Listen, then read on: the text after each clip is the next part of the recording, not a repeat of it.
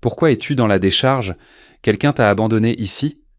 Une pauvre petite fille fouillait dans les ordures pour survivre jusqu'à ce qu'elle trouve un millionnaire blessé, jeté là comme un déchet. Cette rencontre allait changer son destin à jamais. Avant de commencer l'histoire, écrivez d'où vous nous regardez. J'espère que cette histoire vous plaira. N'oubliez pas de vous abonner. Le soleil de midi s'abattait lourdement sur les montagnes de déchets accumulés. Valentina Bélarde, pieds nus, la peau durcie par la terre, marchait prudemment entre le verre brisé et le métal rouillé, cherchant tout objet susceptible de briller sous la lumière terne. L'air était saturé d'une odeur âcre et pénétrante, un mélange de décomposition et de fumée qui, pour la fillette de 8 ans, était aussi naturel que l'oxygène. Son esprit n'était occupé ni par le jeu ni par la fantaisie, mais par l'urgente nécessité de récolter assez de pesos pour les médicaments de sa grand-mère Rosita, dont la respiration était devenue rauque et inquiétante la nuit précédente. Chaque pas était un mélange d'espoir et de peur, car elle savait que l'obscurité apportait des dangers qu'une petite fille n'aurait jamais dû connaître. Soudain, son pied buta contre quelque chose qui n'avait ni la dureté du métal, ni la fragilité du plastique, mais une consistance étrangement dense et molle à la fois. En regardant vers le bas, elle sentit son cœur se serrer violemment dans sa poitrine, car ce qui gisait parmi les débris n'était pas un objet, mais un homme en costume qui, malgré la saleté, semblait élégant et totalement déplacé. Il était immobile, le visage couvert de boue, et une blessure était visible sur sa tête. Il ressemblait à un ange déchu ou à un démon banni du paradis des riches. Valentina se figea un instant, hésitant entre l'instinct de fuir pour se protéger et la compassion innée que sa grand-mère lui avait inculquée dès sa plus tendre enfance. Elle s'accroupit lentement, retenant son souffle, et tendit une main tremblante vers le cou de l'inconnu pour vérifier s'il y avait encore de la vie dans ce corps abandonné. L'homme émit un profond gémissement de douleur, un son qui déchira le silence sépulcral de la décharge et confirma que la mort n'avait pas encore emporté sa proie. Valentina remarqua un éclat doré au poignet de l'homme, une montre qui brillait avec une intensité presque insultante au milieu d'une telle misère et pourriture. Elle savait que si d'autres chiffonniers ou des gangs locaux le trouvaient, ils ne se contenteraient pas de voler cet objet précieux, mais le tueraient probablement sans hésiter. « Monsieur, réveillez-vous, s'il vous plaît. Vous ne pouvez pas rester ici », chuchota-t-elle avec urgence, secouant légèrement l'épaule de l'homme dont les yeux restaient fermés sous le poids de l'inconscience. La fillette regardait nerveusement autour d'elle, cherchant des témoins, comprenant que le temps jouait contre elle et que la nuit approchait. Déployant des efforts surhumains pour sa petite constitution, Valentina tenta de le bouger, mais le poids de l'homme était comme une pierre immobile ancrée dans le sol. Elle chercha dans son sac à dos une bouteille d'eau à moitié vide, un trésor qu'elle gardait pour les heures les plus chaudes, et versa un peu de liquide sur les lèvres gercées de l'inconnu. La réaction fut presque instantanée. Les paupières de l'homme frémirent et s'ouvrirent lentement, révélant des yeux clairs mais désorientés qui ne semblaient se fixer sur rien. « Où suis-je » demanda-t-il d'une voix rauque et brisée, essayant de se lever, mais la douleur le fit retomber sur les ordures. Valentina s'agenouilla près de lui, lui offrant plus d'eau et parlant avec une douceur qui contrastait avec la dureté de l'environnement. « Vous êtes dans la décharge de la colonie, monsieur, et vous devez vous lever tout de suite si vous voulez rester en vie. » dit Valentina avec un sérieux qui ne correspondait pas à son âge. L'homme cligna des yeux, essayant de traiter l'information, mais son esprit semblait être une ardoise vierge où tous les souvenirs avaient donc été complètement effacés. Il toucha sa tête d'une main tremblante, sentant le sang sécher, et regarda la fillette avec un mélange de peur et de gratitude absolue. « Je ne me souviens de rien, je ne sais pas qui je suis ni comment je suis arrivé ici », avoua-t-il. La panique commençait à s'infiltrer dans sa voix. Valentina soupira, comprenant que sa journée de collecte était terminée et qu'elle avait maintenant une mission bien plus complexe. « Peu importe qui vous êtes maintenant. L'important c'est que vous ne pouvez pas rester ici car c'est dangereux », insista la fillette, tirant de toutes ses forces sur son bras pour l'aider à s'asseoir. L'homme, mu par l'instinct de survie et la détermination dans les yeux de la petite fille, fit un effort titanesque et se mit debout, vacillant dangereusement. Valentina se plaça sous son bras, servant de béquille humaine, et ils commencèrent à marcher lentement à travers le labyrinthe de déchets.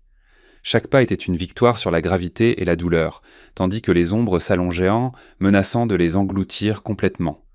La fillette guidait l'inconnu par des sentiers cachés qu'elle seule connaissait, évitant les routes principales où pouvaient en guetter des regards malveillants. Pendant le trajet, le silence entre eux n'était rompu que par la respiration accélérée de l'homme et le craquement des ordures sous ses pieds. « Comment t'appelles-tu, petite » demanda-t-il en chuchotant, essayant de s'accrocher à une réalité alors que sa mémoire lui faisait catastrophiquement défaut. « Je m'appelle Valentina », répondit-elle sans quitter la route des yeux, écoutant attentivement tout bruit étrange qui pourrait indiquer un danger. « Merci Valentina », murmura l'homme, sentant une vague d'émotion en réalisant que sa vie dépendait entièrement de cette créature fragile. Elle ne répondit pas, concentrée sur le fait de le livrer en sécurité au seul endroit où elle savait qu'il trouverait refuge, bien qu'elle craignît la réaction de sa grand-mère. Atteignant les limites de la décharge, ils virent les lumières de la ville commencer à s'allumer au loin, comme des étoiles inaccessibles pour ceux qui vivaient dans cette périphérie oubliée. L'homme s'arrêta un instant, regardant ses propres vêtements déchirés et la montre à son poignet, comme s'ils appartenaient à un étranger. « Tu penses que je suis un criminel ?» demanda-t-il à la fille, tourmenté par la possibilité que son passé cache quelque chose de sombre. Valentina le regarda dans les yeux, ses yeux verts pleins de confusion, et secoua la tête négativement avec une certitude intuitive. « Les criminels n'ont pas peur, monsieur, et vous avez peur, donc vous êtes une bonne personne en difficulté. » Ils continuèrent leur chemin sur les rues de terre battue, bordées de modestes maisons faites de tôle et de bois. Les chiens aboyaient à leur passage, et certains rideaux bougeaient crainte discrètement, trahissant la curiosité des voisins face à ce couple étrange. Valentina accéléra le pas, sentant le poids de l'homme de plus en plus insupportable sur ses épaules, mais refusant de l'abandonner. Elle savait que sa grand-mère Rosita serait en colère qu'elle ait ramené un inconnu, surtout un qui pourrait apporter des problèmes, mais il n'y avait pas d'autre issue. La charité était un luxe qu'elle ne pouvait pas se permettre, mais l'humanité était quelque chose à laquelle elle n'était pas prête à renoncer. Enfin, ils arrivèrent à une petite maison au fond d'une impasse d'où une lumière chaude filtrait à travers les fentes de la porte en bois. Valentina poussa doucement la porte, annonçant son arrivée d'une voix douce pour ne pas effrayer sa grand-mère malade. « Grand-mère, c'est moi, j'ai ramené quelqu'un qui a besoin d'aide », dit-elle en aidant l'homme à franchir le seuil vers la sécurité relative de la maison. Rosita, assise sur une vieille chaise en train de raccommoder des vêtements, leva les yeux et son regard s'arrondit de surprise et d'inquiétude. « Qu'est-ce que tu as fait, ma fille ?» s'exclama la vieille dame, se levant avec difficulté et s'approchant d'eux d'un pas lent mais ferme. L'homme, épuisé par l'effort, s'effondra sur le petit canapé usé qui occupait la majeure partie de la pièce principale. Rosita l'examina d'un œil critique, remarquant la qualité du tissu de son costume abîmé et la montre coûteuse qu'il portait. « Qui est cet homme et pourquoi l'as-tu amené dans notre maison, Valentina ?» demanda la grand-mère d'un ton sévère, bien que ses mains cherchaient déjà un chiffon propre. « Je l'ai trouvé à la décharge. Grand-mère, il était blessé et ne se souvient de rien. Nous ne pouvions pas le laisser mourir là-bas, » expliqua la fillette avec supplication dans la voix. Rosita soupira profondément, partagée entre la prudence nécessaire à la survie et la compassion qui avait toujours guidé sa vie. « Nous n'avons même pas de nourriture pour nous, et maintenant tu ramènes une bouche de plus à nourrir, » grommela Rosita, bien qu'elle fît déjà chauffer de l'eau sur le petit réchaud.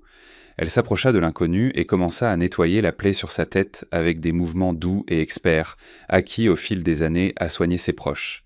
L'homme grimaça de douleur, mais resta immobile, observant les deux femmes avec une gratitude silencieuse. « Madame, je promets que dès que je me souviendrai de qui je suis, je vous paierai pour tout cela, » dit-il d'une voix faible. Rosita émit un petit rire sec et amer, secouant la tête négativement tout en continuant son travail d'infirmière improvisée. « La promesse des riches ne vaut rien ici, monsieur, et vous ressemblez à un homme très riche ou à un homme avec de gros problèmes, » prononça la vieille dame comme une sentence. Valentina s'assit au pied de l'homme, le regardant avec curiosité, se demandant quelle vie il menait avant d'atterrir dans son monde. La nuit tomba complètement sur la colonie, enveloppant la maison d'un silence rompu seulement par le vent frappant le toit en tôle. L'homme regardait ses mains lisses, sans callosité, si différentes des mains laborieuses de Rosita et Valentina. Il se sentait étranger dans sa propre peau, un fantôme atterri dans une réalité étrangère et dure. « Vous avez faim ?» demanda soudain Valentina, rompant le fil des pensées sombres de l'inconnu. Il hocha légèrement la tête, réalisant que son estomac grondait, avec une fureur qu'il ne se souvenait pas avoir ressentie auparavant. Rosita servit 3 assiettes avec une petite portion de haricots et des galettes maison, plaçant la meilleure part devant l'invité. Ils mangèrent en silence. Un silence qui n'était pas gênant, mais rempli d'une solennité partagée face au manque. L'homme savourait chaque bouchée comme si c'était le plat le plus exquis, découvrant la vraie valeur de la nourriture. Après le dîner, Rosita lui indiqua qu'il pouvait dormir sur le canapé, lui fournissant une vieille couverture propre qui sentait le savon de lessive. On verra demain ce qu'on fera de vous, mais ce soir vous êtes en sécurité ici, dit la grand-mère en éteignant la lumière principale. Valentina fit ses adieux avec un sourire timide et disparut derrière le rideau séparant son lit de la pièce. L'homme resta seul dans l'obscurité, écoutant les bruits nocturnes de la maison et du quartier. Il essayait de forcer son esprit à se souvenir d'un nom, d'un visage, d'une adresse, mais ne trouvait qu'un vide terrifiant et sombre. Il toucha encore une fois la montre, cherchant un indice dans le métal froid, et ses doigts effleurèrent accidentellement un petit bouton latéral. Une douce voix numérique féminine sortit de l'appareil. « Matteo, avec tout mon amour, Mariella ».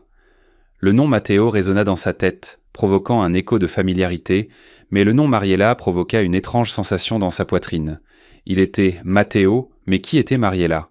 Pourquoi, si elle l'aimait, s'était-il retrouvé jeté à la décharge? Les questions tourbillonnant dans son esprit comme un tourbillon, l'empêchant de dormir malgré l'épuisement physique extrême. Il regarda vers l'endroit où dormaient Valentina et Rosita, sentant un lien étrange avec ces deux inconnus qui lui avaient sauvé la vie sans rien demander en retour. Il se promit que, qui qu'ils soient réellement, il ne leur ferait aucun mal et ferait tout son possible pour les récompenser.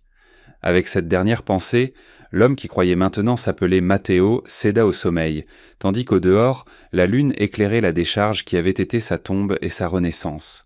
La lumière de l'aube filtrait à travers les fentes des murs en bois, réveillant Matteo avec une sensation de désorientation totale. Il lui fallut quelques secondes pour se rappeler où il se trouvait et pourquoi son corps lui faisait mal comme s'il avait été percuté par un camion.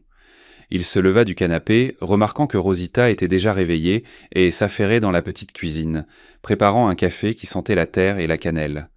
Valentina apparut peu après, les cheveux ébouriffés et une énergie qui semblait défier la pauvreté qui l'entourait. « Bonjour Matteo », dit la fillette prononçant naturellement le nom qu'il avait découvert la veille au soir. Rosita se tourna vers lui, une tasse fumante à la main et une expression indéchiffrable sur son visage sillonné par les années. « Alors, il s'appelle Matteo ?» demanda-t-elle en lui tendant le café d'un geste brusque mais gentil. « Je le pense, señora, la montre a dit ce nom », répondit-il, se sentant un peu ridicule de baser son identité sur un enregistrement. La vieille dame hocha la tête et s'assit en face de lui, croisant les bras sur sa poitrine. « Écoutez, Matteo, nous ne pouvons pas vous garder ici longtemps. Les gens commencent à parler. Je ne veux pas de problème pour ma petite fille. » Matteo hocha la tête, comprenant parfaitement la position de la femme et se sentant coupable d'être un fardeau pour elle. « Je comprends, Rosita. J'essaierai de partir encore aujourd'hui. J'ai seulement besoin de savoir où se trouve le centre-ville, » dit-il en essayant de se lever. Cependant, dès qu'il tenta de le faire, un vertige intense le força à se rasseoir brusquement et le monde tourna vertigineusement autour de lui. Rosita fit claquer sa langue et s'approcha pour poser une main fraîche sur son front, diagnostiquant instantanément la situation. « Vous n'irez nulle part dans cet état. Vous êtes faible et cette blessure pourrait s'infecter si vous sortez maintenant. » Valentina regarda sa grand-mère avec des yeux suppliants, sachant qu'au fond, Rosita était incapable de chasser qui que ce soit dans cet état. « Peux-tu nous aider à la maison, grand-mère, ou au potager? Comme ça, tu gagneras ta nourriture, » proposa la fillette avec ruse, s'adressant à Matteo. Matteo regarda à nouveau ses mains douces, puis regarda les deux femmes, sentant une détermination naître en lui. « Je ferai tout ce qui est nécessaire. Je ne veux pas être un parasite. J'apprendrai à faire ce dont vous avez besoin, » promit-il fermement. Rosita le regarda fixement pendant quelques secondes éternelles, évaluant la sincérité dans ses yeux verts, avant de pousser un soupir. « D'accord, vous restez encore quelques jours, mais vous devrez travailler, » décréta la grand-mère en montrant la petite arrière-cour. Ce jour-là, Matteo découvrit que la vie dans la pauvreté était un travail à temps plein, une lutte constante contre le manque. Il apprit à tirer de l'eau du puits, une tâche qui laissa ses mains tremblantes et ses bras endoloris pendant plusieurs minutes. Valentina riait de bon cœur de sa maladresse, le guidant patiemment et lui montrant des techniques pour ne pas se blesser le dos. Malgré la douleur physique, Matteo ressentit une étrange satisfaction en voyant le seau plein d'eau, une réussite tangible et réelle. Dans l'après-midi, pendant que Rosita se reposait, Valentina emmena Matteo dans le petit potager qu'elle cultivait sur la terre aride derrière la maison. Elle lui apprit à distinguer les mauvaises herbes des légumes, parlant des plantes comme si elles étaient des personnes avec leur propre personnalité.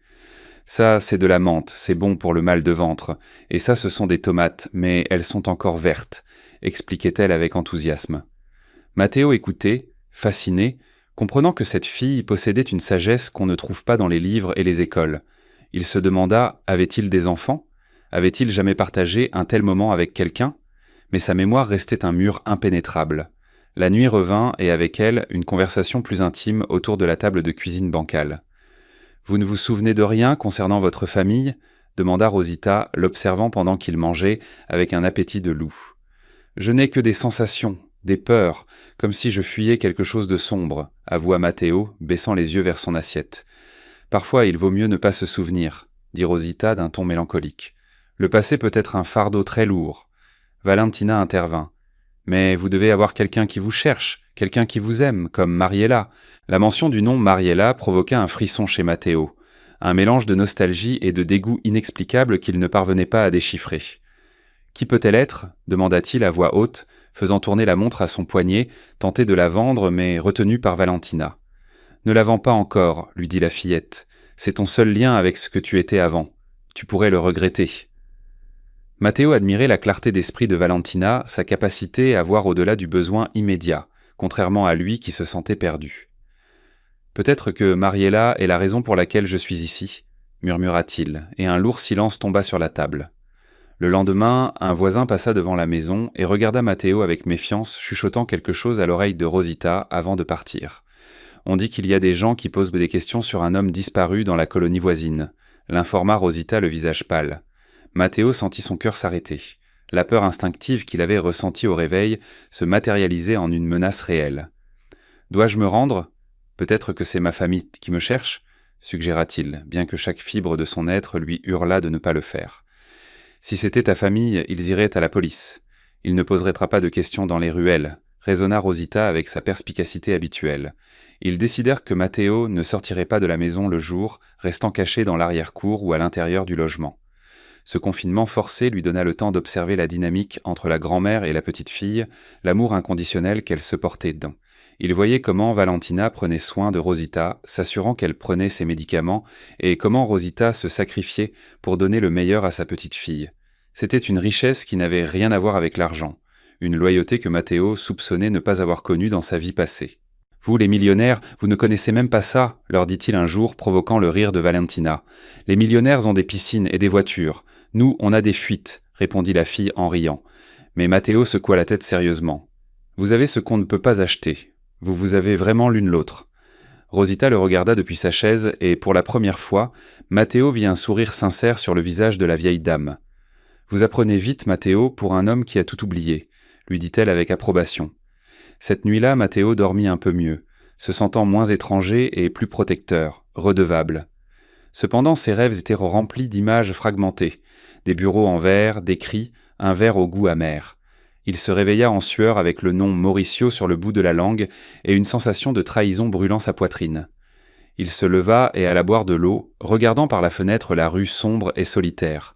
Il savait que son temps là-bas était limité, que le passé venait le chercher et qu'il apportait une tempête.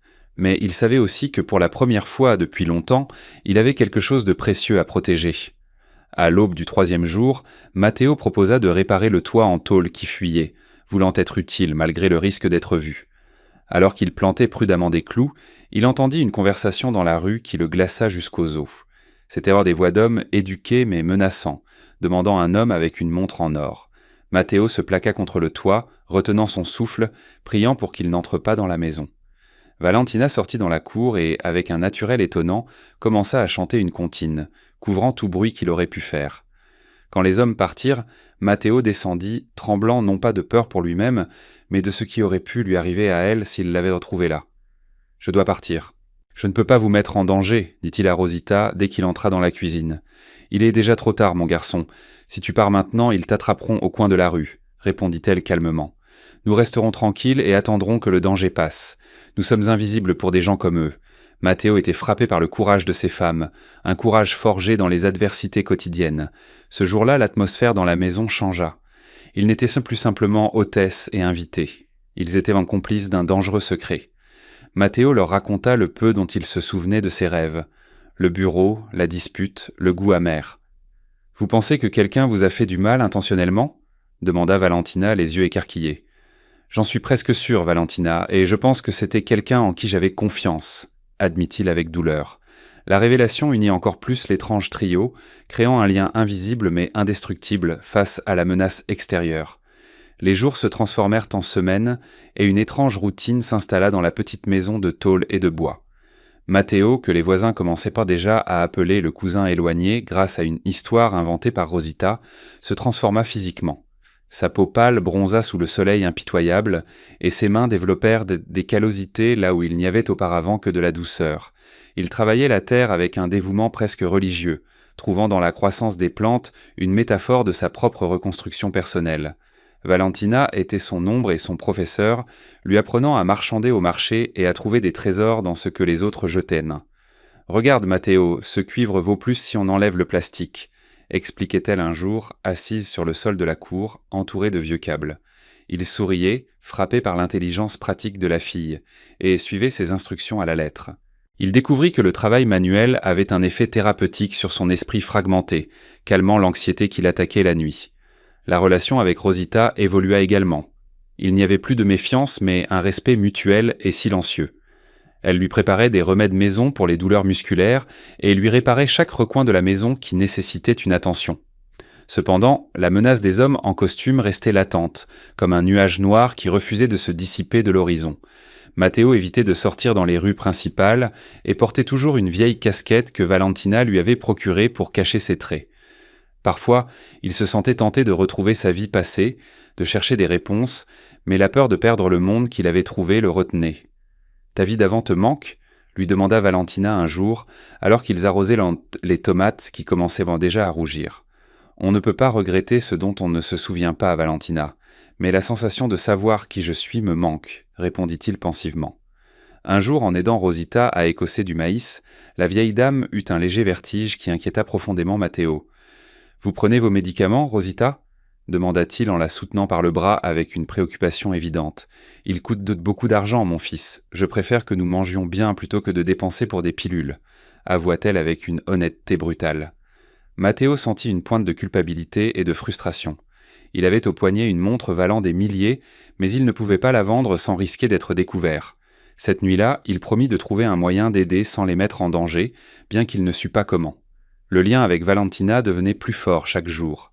Elle lui parlait de ses parents qui l'avaient abandonnée et lui inventait pour elle des histoires fantastiques avant de dormir.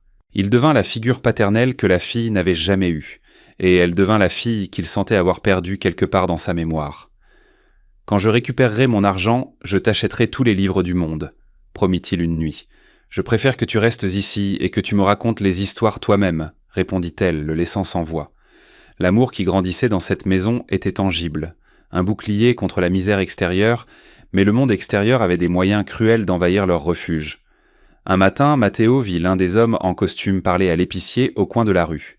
Il reconnut le profil pointu et la posture arrogante. C'était l'un des gardes de sécurité de son ancienne entreprise. Un souvenir qui frappa son esprit comme la foudre. Il courut à l'intérieur, le cœur battant à tout rompre, et prévint Rosita et Valentina de se cacher. Ils passèrent des heures dans le silence, lumières éteintes, écoutant les pas étrangers s'approcher puis s'éloigner. La peur dans les yeux de Valentina alluma en Matteo une rage froide. Il ne laisserait personne leur faire du mal. « Je dois partir, Rosita.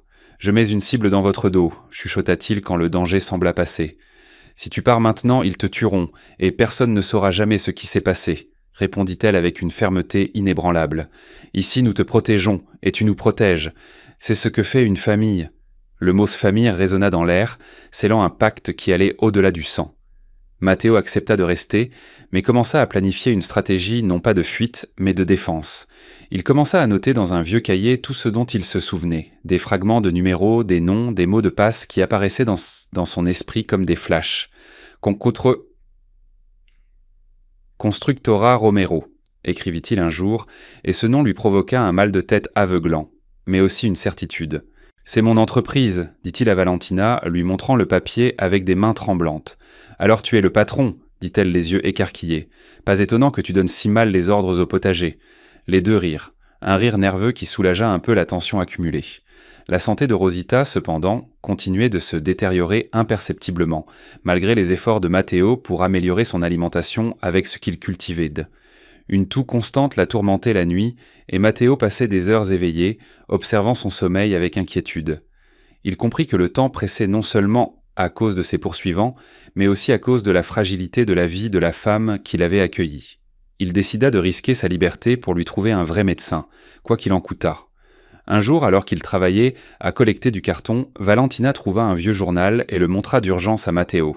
Sur la page mondaine, il y avait une photo d'une femme élégante et d'un homme souriant. Sous le titre « Des entrepreneurs regrettent la disparition de leur partenaire ». Matteo regarda la photo et eut la nausée. C'était un Mariella et Mauricio, et leur sourire ressemblait à des masques de prédateurs. « Ce sont eux, dit-il d'une voix glaciale. Ma femme et mon meilleur ami. » Valentina toucha son bras. « Ils sont méchants ?» demanda-t-elle. « Ils sont pires que méchants, Valentina. Ce sont des traîtres. » La révélation apporta avec elle un mélange de colère et de clarté. Maintenant, il savait qui était l'ennemi et pourquoi on le cherchait. Il ne voulait d'un pas qu'il revienne. Il voulait s'assurer qu'il ne reviendrait jamais pour s'approprier tout ce qui était à lui. Matteo regarda Valentina, si petite et vulnérable, et jura qu'il récupérerait son pouvoir, non pas pour l'argent, mais pour la protéger. « Nous allons leur préparer une surprise », dit-il à la fille avec une nouvelle détermination dans les yeux. Mais avant qu'il ne puisse mettre en œuvre un quelconque plan, la tragédie frappa à la porte de la modeste maison. Rosita s'effondra dans la cuisine, pressant sa main contre sa poitrine, et tomba au sol dans un bruit sourd. Matteo et Valentina se précipitèrent envers elle, criant son nom, mais la vieille dame ne répondait pas. La panique s'empara de la scène, effaçant toute pensée de complot ou d'entreprise. À ce moment-là, seule existait la vie de Rosita, ne tenant qu'à un fil.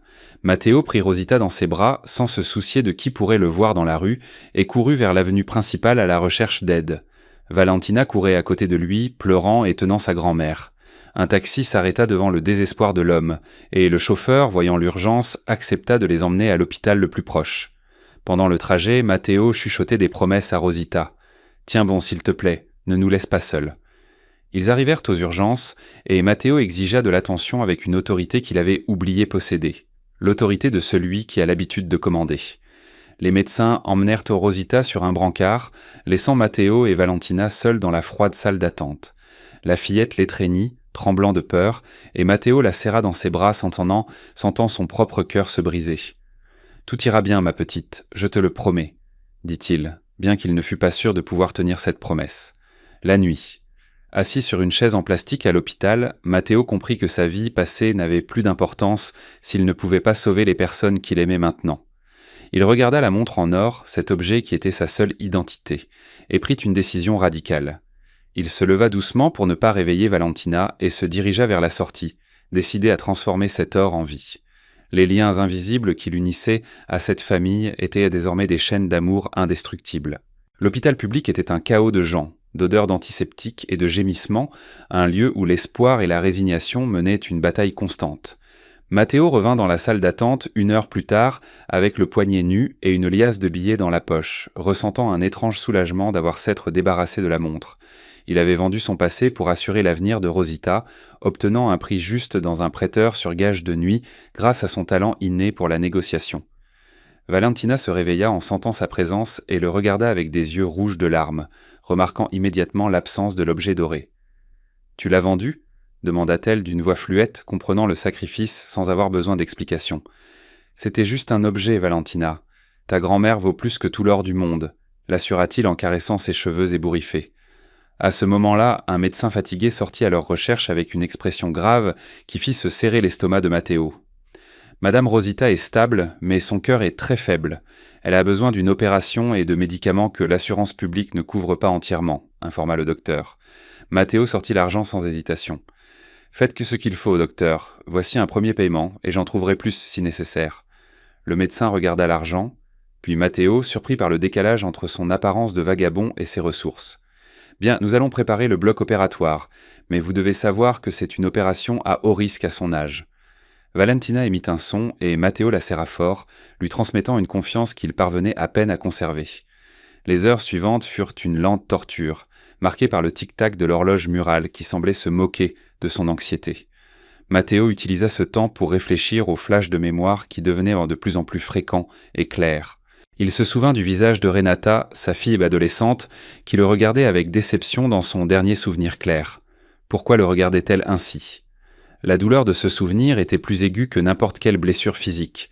Il comprit qu'il avait été un père absent, un homme absorbé par l'ambition et les affaires, ayant oublié l'essentiel. « Si je me sors de ça, je réparerai tout », se jura-t-il en regardant Valentina dormir sur ses genoux. L'opération de Rosita dura jusqu'à l'aube, tenant tout le monde en haleine. Quand le médecin sortit enfin avec de bonnes nouvelles, Matteo sentit un énorme poids s'enlever de ses épaules. « Tout s'est bien passé, c'est une femme très forte », dit le chirurgien avec un sourire fatigué. Valentina sauta de joie et serra Matteo dans ses bras. Et dans cette étreinte, quelque chose se débloqua dans son esprit.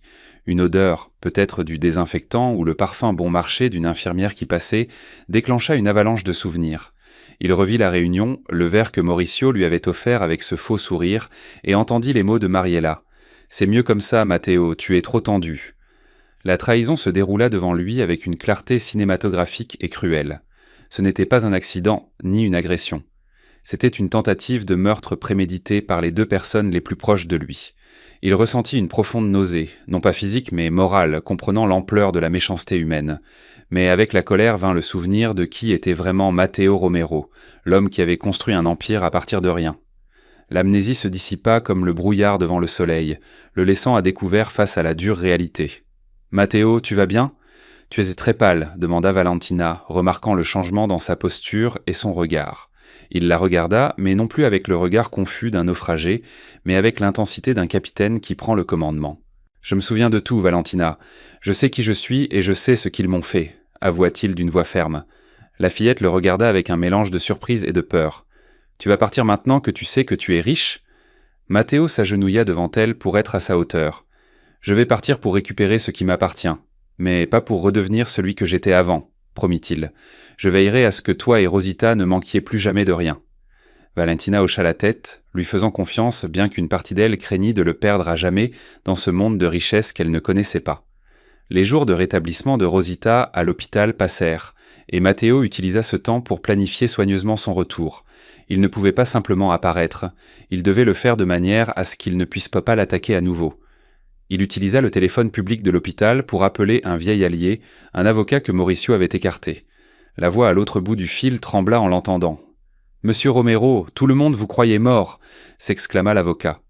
Matteo lui donna des instructions précises exigeant une confidentialité totale et demanda de préparer les documents nécessaires pour reprendre le contrôle de l'entreprise. Il sentait qu'il jouait aux échecs, où sa vie était le roi et sa famille adoptive les pièces qu'il devait protéger à tout prix.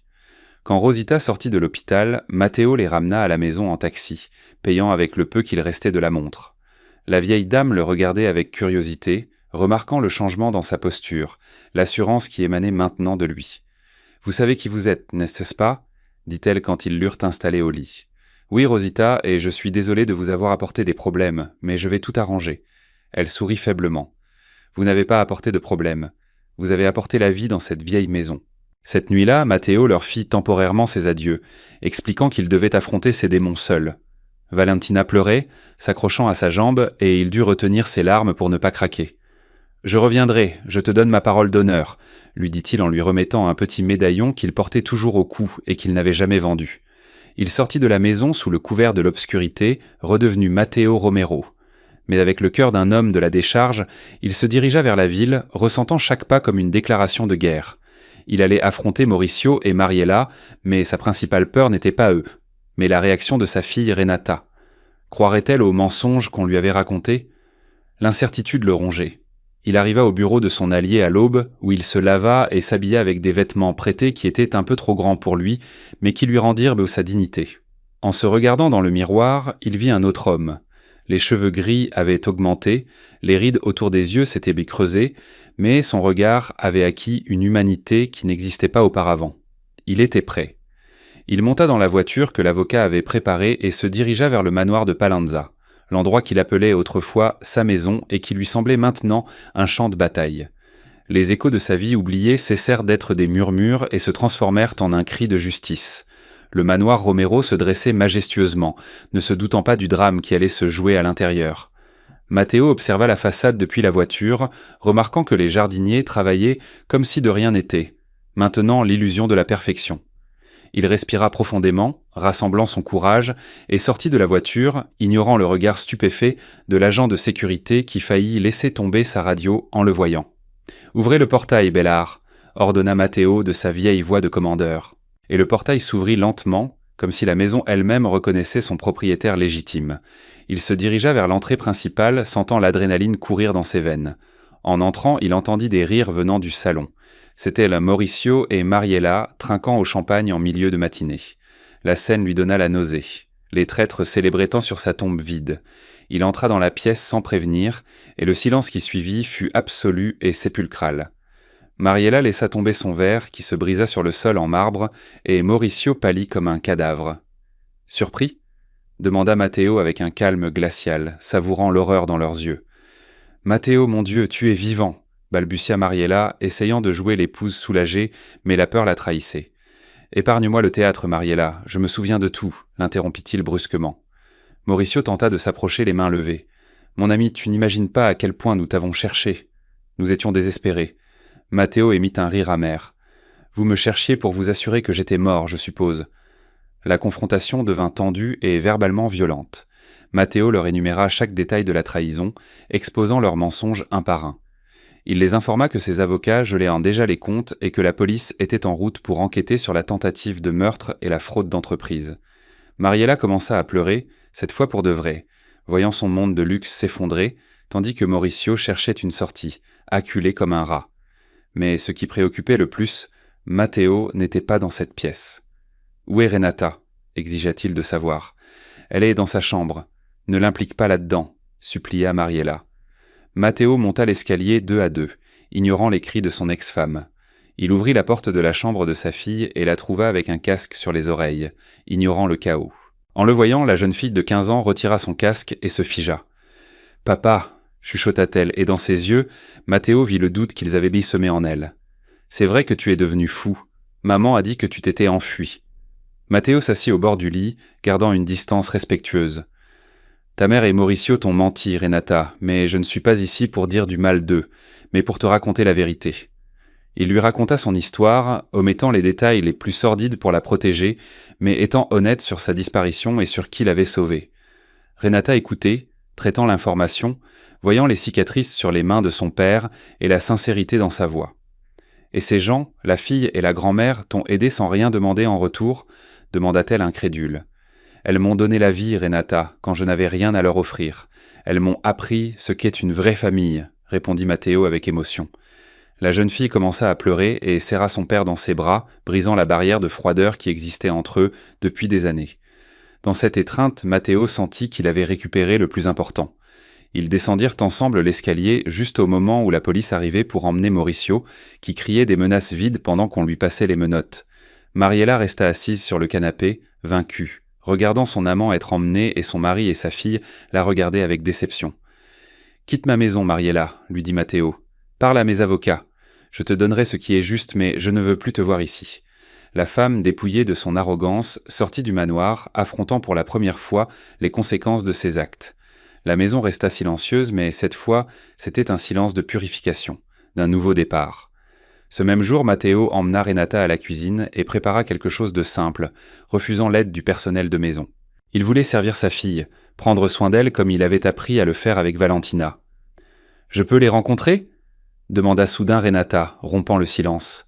« Valentina et Rosita. » Matteo sourit, sentant une immense fierté. « Bien sûr, mais tu devras laisser tes chaussures chères ici. Nous allons dans un endroit où l'on marche sur la terre. » Le voyage vers la périphérie fut une expérience culturelle pour Renata, qui regardait par la fenêtre avec un mélange de curiosité et d'effroi face à la pauvreté.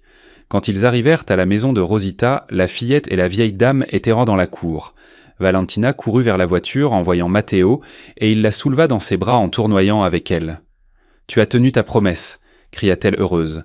Matteo reposa Valentina et présenta les deux filles. « Valentina, voici Renata, ma fille. Renata, voici Valentina, mon autre fille. » La rencontre fut d'abord timide. Renata se sentait déplacée dans ses vêtements de marque, tandis que Valentina l'observait avec une curiosité franche. « Tu es riche ?» demanda Valentina directement. Renata rougit. « Je suppose, oui. » Valentina hocha la tête. « Ce n'est pas important. L'important, c'est si tu es amusante. » La simplicité de Valentina brisa la glace, et bientôt les deux filles furent assises par terre, parlant de leurs vies si différentes, mais désormais entrelacées. Rosita observait la scène depuis son fauteuil avec un sourire de satisfaction. Matteo s'assit près d'elle et lui prit la main. Merci de m'avoir rendu ma fille, lui chuchota-t-il. Vous vous êtes sauvé vous-même, Matteo. Vous aviez juste besoin d'un coup de pouce, répondit-elle. Le dîner ce soir-là fut un étrange mélange de monde. Ils mangèrent de la pizza que Matteo avait commandée et les haricots de Rosita, célébrant l'union d'une famille incroyable. Mais Matteo savait que le chemin ne serait pas facile. Il devait reconstruire son entreprise, gérer le divorce et guérir les blessures émotionnelles de Renata. Cependant, en voyant sa fille rire avec Valentina, il comprit qu'il avait la force nécessaire. Il avait payé le prix fort pour la vérité, perdant son innocence et sa foi aveugle, mais il avait obtenu une vision claire de ce qui est vraiment important, et cette vérité n'avait pas de prix. L'intégration de Renata dans le monde de Valentina ne fut pas un conte de fées instantané, mais un processus plein de chocs culturels et de leçons douloureuses. La première fois que Renata tenta d'utiliser les toilettes extérieures de la maison de Rosita, elle en sortit pâle et au bord des larmes, ce qui provoqua un rire étouffé de Valentina. Matteo dut intervenir, expliquant à sa fille aînée que le confort n'est pas un droit universel, mais un privilège. « Il n'y a pas d'eau courante permanente ici, Renata, il faut l'économiser », lui reprocha-t-il doucement quand elle laissa le robinet ouvert trop longtemps. D'un autre côté, Valentina visita le manoir de Matteo un week-end et se sentit accablée par l'espace et le silence. « Pourquoi avez-vous tant de pièces si vous n'êtes que deux ?» demanda-t-elle en se promenant dans les couloirs vides. « Pour avoir de l'espace », répondit Renata, comprenant à quel point cela semblait absurde. Valentina se sentait seule dans cette immense maison, regrettant la chaleur et le bruit constant de son quartier. Cependant, la piscine devint un point de rencontre. Là, dans l'eau, les différences sociales se dissolvaient et elles n'étaient que deux filles en train de jouer. L'école fut un autre sujet de conflit et de croissance. Renata, qui fréquentait une école privée d'élite, commença à aider Valentina avec ses devoirs de l'école publique. Elle fut horrifiée de voir les livres usés et le niveau académique inférieur et exigea de son père qu'il fasse quelque chose. « Elle est très intelligente, papa, elle s'ennuie dans cette école », argumenta Renata avec passion. Matteo, fier de la protection de sa fille, décida de payer une bourse pour Valentina dans la meilleure école, bien que Rosita s'y opposa d'abord par fierté. « Ce n'est pas de la charité, Rosita, c'est de la justice », lui dit Matteo. « Valentina a un don et c'est notre responsabilité de le développer. » Finalement, la grand-mère accepta et Valentina commença à fréquenter l'école privée, où elle fut confrontée au rejet de certains camarades riches. Renata devint sa féroce protectrice, tenant tête à ses propres amis de l'élite. « S'il la touche, il me touche », annonça Renata à la cantine, scellant publiquement sa loyauté et perdant quelques amitiés superficielles au passage. Pendant ce temps, Matteo luttait pour nettoyer son entreprise de la corruption de Mauricio. Il découvrit que son partenaire blanchissait de l'argent et que la situation financière était précaire. Il dut licencier des gens et tout restructurer, travaillant de longues heures qui le laissaient d'épuiser. Mais contrairement à avant, maintenant il rentrait chez lui, parfois au manoir, parfois à la maison de Rosita, et éteignait son téléphone pour dîner avec sa famille. Histoire 2. Adriane, Juliane et les jumelles. Mais à côté de ces traces, il y avait des marques plus grandes de bottes d'adultes, et elles n'appartenaient pas à Adriane. « Juliane, viens ici », chuchota Adriane. Le garçon s'approcha, regarda les traces et se figea. « Celles-ci ne sont pas les miennes », chuchota-t-il. « Je sais, » répondit Adriane. « Monsieur, » la voix du garçon tremblait. « Quelqu'un était ici avant nous. » Adriane ferma les yeux un instant. Ce n'était pas de la peur, c'était quelque chose de pire. Une pointe de terreur mêlée à une rage profonde. Ils avaient retrouvé leur fille, ils avaient en découvert la vérité. Et maintenant, quelqu'un d'autre le savait. D'autres traces continuaient vers l'arrière de la décharge, vers une zone où presque personne n'osait entrer. Une zone où les montagnes d'ordures sont si instables qu'un faux pas peut engloutir n'importe qui. Juliane fit un pas dans cette direction, mais Adriane l'arrêta. « N'approche pas, ordonna-t-il. Ça pourrait être un piège. » Le garçon leva les yeux. « Monsieur, vous pensez qu'ils les ont emmenés ?» Adrien déglutit. « Je pense, dit-il lentement, que quelqu'un veut qu'on ne les trouve pas. » Et alors il vit cela sur le sol, à moitié enterré dans des sacs. Un nœud rose, le même qu'il avait acheté quand les jumelles avaient reçu 1 an. Il le ramassa avec des mains tremblantes. Juliane le reconnut tout de suite.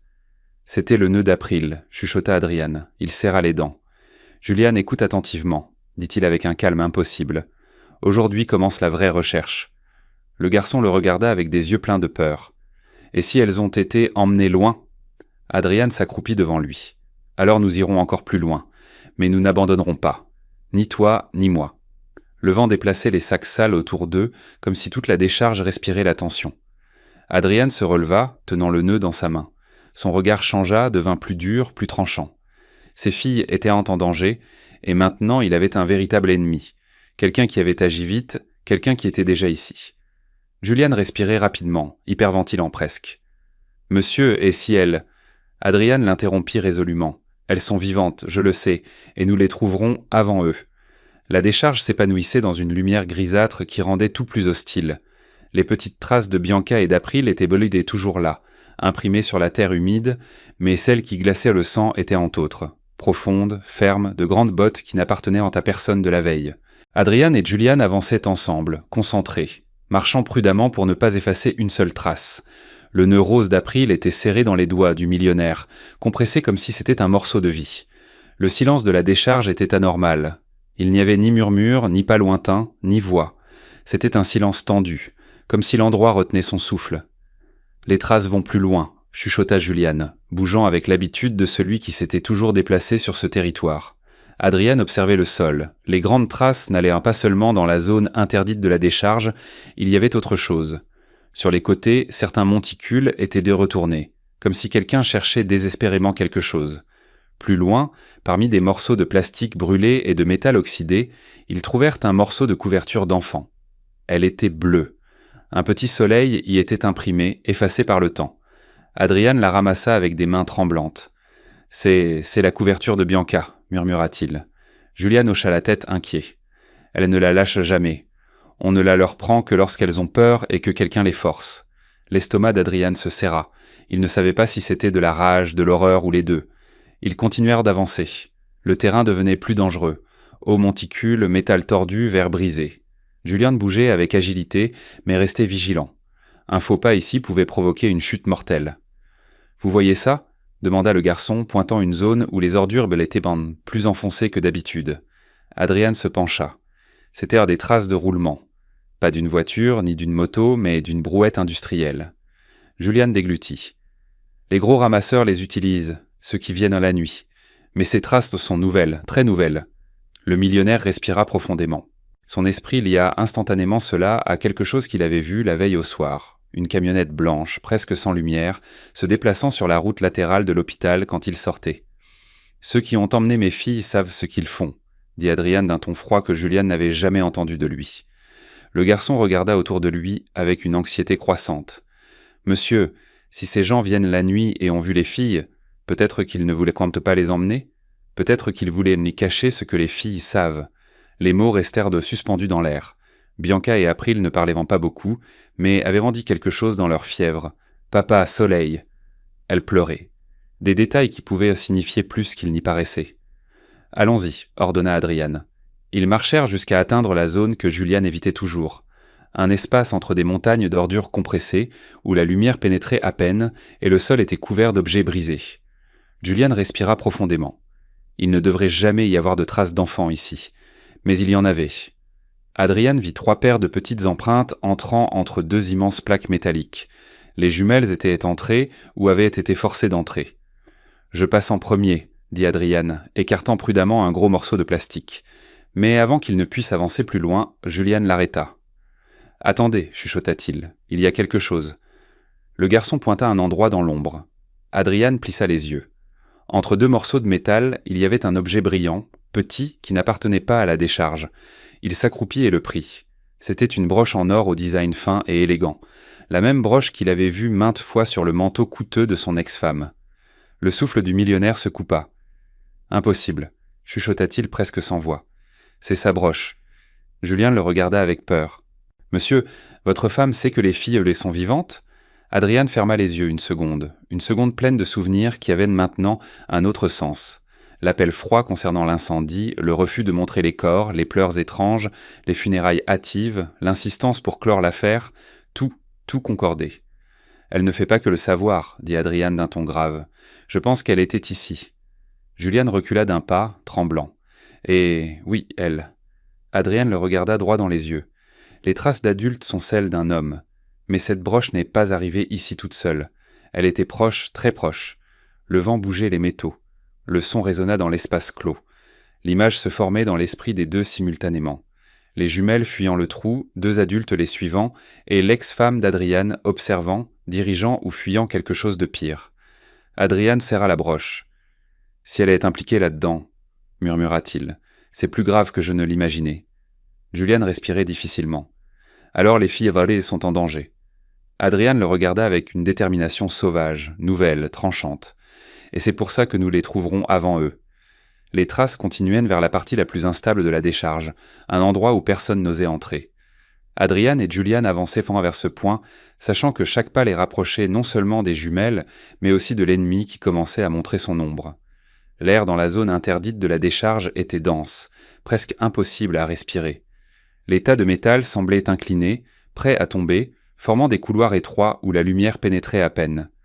Julian marchait serré contre Adrian, respirant vite, attentif à tout son différent de celui de leurs propres pas.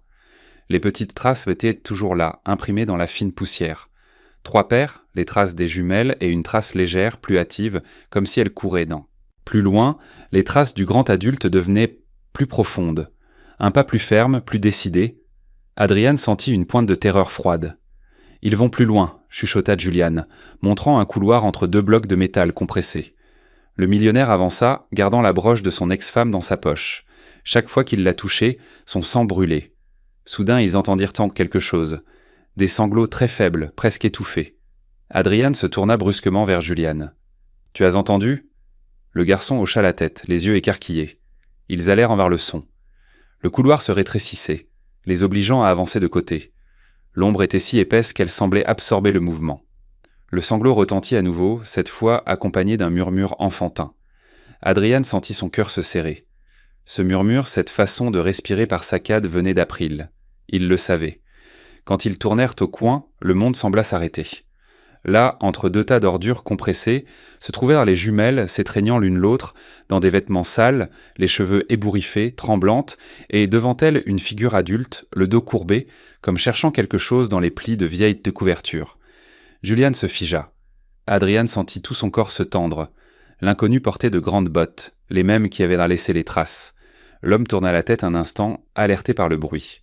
On ne voyait pas son visage, juste un profil rapide, quelqu'un de robuste avec une capuche sombre et des gants. Dès qu'il vit le millionnaire, il bondit et courut vers une ouverture latérale, disparaissant entre les métaux avant qu'Adrian ne puisse l'attraper. « Non !» cria Julian. Mais il était déjà trop tard. L'homme disparut dans l'ombre comme si la décharge l'avait avalé.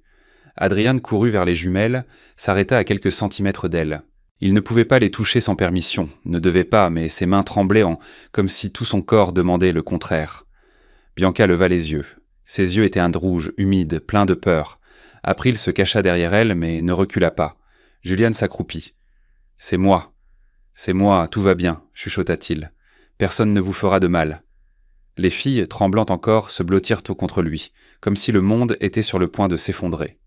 Adrian respira profondément. Cet homme ne cherchait pas d'ordures. Il cherchait les filles, ou vérifiait quelque chose qu'elles avaient à laisser, ou attendait le bon moment pour les emmener. Le millionnaire fixa la zone où il avait disparu. Là, sur l'un des métaux, quelque chose était gratté à la craie blanche. Une initiale, une seule. R. Adrian sentit ses mains se glacer. R. L'initiale de son ex-femme Rebecca. Quelqu'un avait marqué cet endroit. Quelqu'un qui connaissait les filles, quelqu'un qui savait où se cacher. Le millionnaire sentit que la vérité était à quelques secondes, mais il ne la tenait pas encore complètement. Bianca leva une main tremblante, pointant vers l'endroit où l'homme s'était enfui. Elle ne dit pas de mots, chuchota seulement à peine audible « méchant ». Le monde se contracta. Elle savait en qui c'était. Elle se souvenait de plus qu'il n'y paraissait, et était beaucoup plus proche du danger qu'Adrian ne l'imaginait. Il respira profondément, le regard fixé sur l'obscurité au fond de la décharge. Ce qui venait de se passer changeait tout, et la suite serait décisive. Le vent portait la poussière et la cendre entre les tas de métal. Julian étreignait toujours les jumelles, les protégeant de son petit corps tremblant, tandis qu'Adrian avançait de quelques pas dans l'ombre où cet homme avait disparu. La décharge était agitée. Pas comme un lieu, mais comme si quelque chose était sur le point de se briser. Quelque chose qui se cachait depuis 1 mois. Adrian tourna son regard vers les filles. Elles étaient pan-vivantes, tremblantes, les yeux écarquillés et les lèvres sèches, mais vivantes. C'était la seule chose qui comptait. « Nous devons les sortir d'ici, » dit Adrian sans quitter des yeux le passage où l'homme s'était enfui. Bianca et April tressaillirent. Juliane les calma d'une voix douce, presque un chuchotement. « Vous venez avec moi, je vous accompagne. Ça va aller. » Les filles lui faisaient vraiment confiance, c'était évident. Mais il était aussi évident qu'elles ne pouvaient plus survivre dans cet enfer. Adrienne s'accroupit lentement, sans envahir leur espace, sans rien imposer. « Je vais vous emmener dans un endroit sûr, » dit-il de la voix la plus douce qu'il avait. « Je ne vous séparerai pas de Juliane, vous venez avec lui. » Juliane leva les yeux, surpris, les jumelles aussi, comme si cette promesse était quelque chose qu'il n'avait jamais entendu auparavant. Dès qu'Adriane tendit la main vers elle, sans toucher, sans presser, Bianca bougea pour la première fois vers lui. Pas complètement, mais un pas, un petit pas qui brisa des mois de peur. Et alors, dans le silence tendu, ils entendirent un moteur. Ce n'était pas un camion de la décharge, c'était quelque chose de plus petit, de plus contrôlé. La camionnette, la même. Adriane sentit son pouls battre à ses tempes. Juliane serra plus fort les jumelles. La camionnette avançait lentement, comme si elle savait exactement où il se trouvait d'un. Elle s'arrêta à quelques mètres. La porte du conducteur s'ouvrit et quelqu'un en sortit, quelqu'un qu'Adriane ne connaissait que trop bien. Des cheveux blonds, longs, parfaitement coiffés. Même dans cet enfer, son ex-femme, Rebecca. Sa présence fit se recroqueviller les jumelles, comme si le vent les avait frappées. « Alors tu as découvert ça ?» dit-elle d'une voix douce, presque fatiguée. Adriane se plaça entre elle et les enfants sans hésitation. « Tu étais ici. Tu as laissé leurs affaires. Tu as tout mis en scène. » Elle soupira comme si tout cela la fatiguait. « Je n'avais pas le choix, répondit-elle en avançant d'un pas. Ta famille voulait prendre le contrôle de l'entreprise. Ils voulaient qu'on ait tout prendre. Je devais m'assurer que tu ne m'entraînerais pas avec toi. » Adriane ne la reconnaissait pas, ni cette femme, ni cette version si froide. « Qui a laissé les filles ici ?» demanda-t-il avec une douleur sèche dans la voix. Rebecca serra les lèvres. « Pas moi, mais je savais qui les tenait. Je savais qu'elles disparaîtraient, et je n'ai rien fait. » Le monde s'arrêta. « Tu savais ?» murmura Adriane. « Qu'elles étaient vivantes ?» Rebecca baissa les yeux. Pour la première fois, son masque se fissura. Je ne pouvais pas perdre ma vie pour deux filles qui ne faisaient pas partie de mes plans.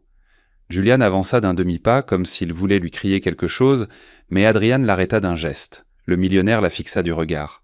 « Qui était l'homme à la capuche ?» demanda-t-il. « Un éboueur. Il a été payé pour se débarrasser de ce qu'il restait de l'incendie.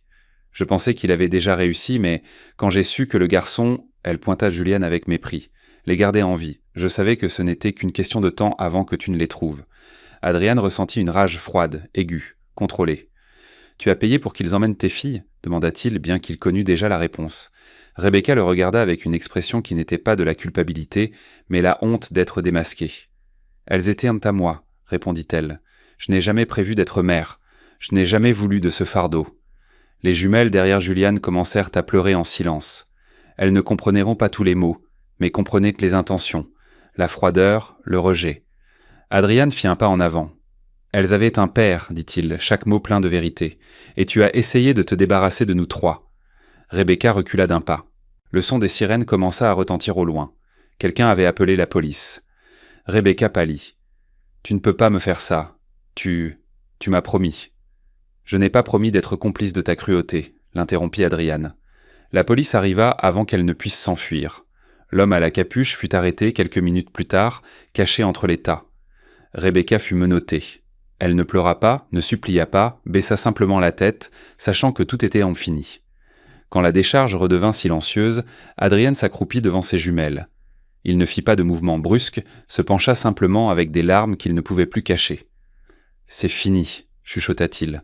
« Vous n'aurez plus jamais peur. » Bianca s'approcha la première. Lentement, avec des mains tremblantes, elle pressa son front contre l'épaule de son père. Ce n'était pas une étreinte complète, mais c'était un début. April, voyant sa sœur, fit un petit pas et la rejoignit, pressant sa joue contre la chemise d'Adriane. Juliane resta immobile, observant la scène avec un mélange de soulagement et de douleur, comme si une partie de lui savait qu'après ce moment, les filles en auraient plus besoin de lui. Mais Adriane se tourna vers lui, les larmes aux yeux. « Tu ne restes pas derrière, » dit-il. « Tu viens avec nous. Tu fais partie de tout ça. » Juliane cligna plusieurs fois des yeux. Sa respiration s'interrompit. Il ne savait pas quoi faire de cette phrase. Personne ne lui avait jamais dit ça. « Avec vous ?» demanda-t-il presque sans voix. « Oui, » répondit Adriane. « Tu les as sauvés. Tu leur as donné la vie. Tu es la famille. » Le garçon baissa la tête et éclata en sanglots silencieux, des pleurs accumulés depuis des années. Les jumelles, tremblantes encore, s'approchèrent de lui et l'étreignirent aussi. Petit, sale, fragile, mais vivant. Ainsi, au milieu des ordures, de la fumée et des cendres, se forma ce qu'aucun faux document ne pouvait briser. Une vraie famille. Je vous prie, s'il vous plaît, de partager vos impressions et opinions dans les commentaires. Je serais très heureux si vous me laissiez un like.